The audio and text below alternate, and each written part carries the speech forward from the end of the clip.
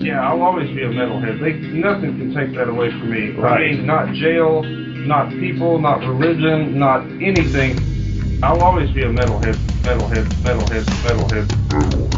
Metalhead makes it all right.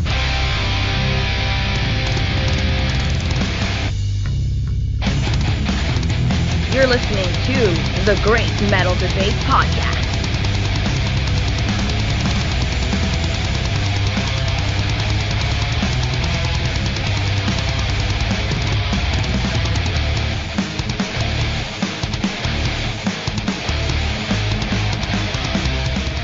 Welcome back, metalheads, to another episode of the Great Metal Debate Podcast. I'm Xander, and today we are going to talk about the surprise new album from Abated Mass of Flesh called The Existence of Human Suffering. Abated Mass of Flesh is a slamming brutal death metal band with Christian lyrical content. This band hails from Murfreesboro, Tennessee, which means they're about 2.5 hours from my neck of the woods. In my opinion, besides the guitarist Zack's side project band Flayed Alive, these guys are without a doubt the heaviest local act in the entire state. Dare I say that any given album with this band's discography is far superior than a classic album from my high school days, Impending Doom, Nailed Dead Risen. It's easy to make the comparison even though the musical and vocal styles are slightly different. However, Abated Mass of Flesh can blow nearly any other Christian metal band completely out of the holy water. Groups such as In the Midst of Lions, I Built the Cross, and Crimson Thorn don't stand a chance against these guys. The only other Christian brutal death metal bands I can think of that could possibly hold a candle to them are Mortification and Encryptor. I have been a fan of Abated Mass of Flesh for about 2 years now, ever since I first saw them play live at the Warehouse here in Clarksville, Tennessee. I saw them again last month at the End in Nashville.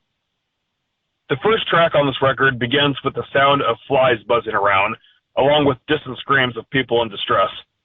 This track is titled Realm of Contorted Perceptions, and once the intro is complete, we hear a ferocious roar from vocalist Zack Plunkett. His terrifying tunnel throat technique is backed up by the rest of the band coming in to unleash total eardrum annihilation. In the Absence of Time is the next powerful track that serves up a holy ass whooping to any sinner who dares listen to it. In the beginning of this devastating song, we hear the two guitarists, Zack Plunkett and Thomas Wingate, trade guitar chugs briefly as a way to brace you for the full musical impact. Endlessly Carving continues the carnage by destroying your remaining 4 senses once your hearing is gone. Drummer Riley Wingate isn't the type of brutal death metal drummer you're used to hearing. He changes up the way he delivers blast beats by actually using all of the drums and cymbals on his kit. Most other slam drummers will just sit there and abuse the snare drum and double bass throughout the band's entire discography. Riley makes sure to use all of his toms. Throes of Deprivation is the band's 4th attempt on this album to crush you with their metal. If you've made it this far, there's a good chance you'll survive the remainder of the mayhem. The bassist, Amber McKenzie, doesn't go unnoticed either. Her bass riffs are definitely audible in many spots throughout this release, but this song is the first time we hear it as a standalone instrument. Chambered in unearthly decay will quake the very earth beneath your feet with the thunderous percussion and reverb. I'm going to take a break from listening to the song's tracks to give you all a quick anecdote. The other day I was watching the lyric video on YouTube for one of Abated Mass of Flesh's older songs, Violence, from their 2017 album, Eternal Harvest. My dad, who happens to be a Roman Catholic, was in the room. Upon seeing these so-called Christian lyrics, he said to me, "Son, I'm not seeing any Christianity here." Of course, I was way too drunk to explain to him at the time, but I will explain to all of you instead now that I'm currently sober. You see, just because a band is made up of Christian band members, and the majority of the lyrical topic is about Christianity, it does not mean that every song must be about God. What a lot of regular, especially non-metalhead religious people won't understand is that there is a dark side to all things.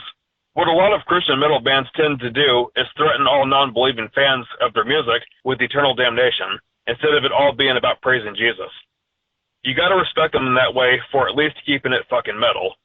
Most Christian metal bands will give stern warnings like that to keep fire and brimstone in the scene.